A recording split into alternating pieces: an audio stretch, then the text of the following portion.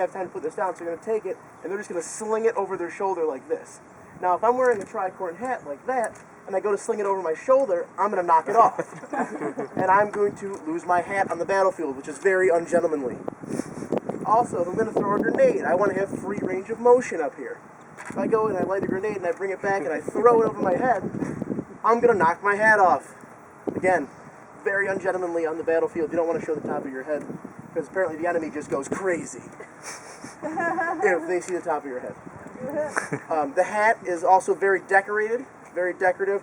You'll see on the top it has this white pom-pom here, not just a nifty addition, make the hat look even more snazzy. It actually means that I'm handling live explosives, so stay as far away from me as humanly possible. Grenadiers carried grenades, as I mentioned, at least up until the mid-1750s. By the campaign of Niagara, the Grenadiers no longer carried grenades because they realized that 90% of the grenades blew up right here. And they would blow off your entire hand and kill everybody.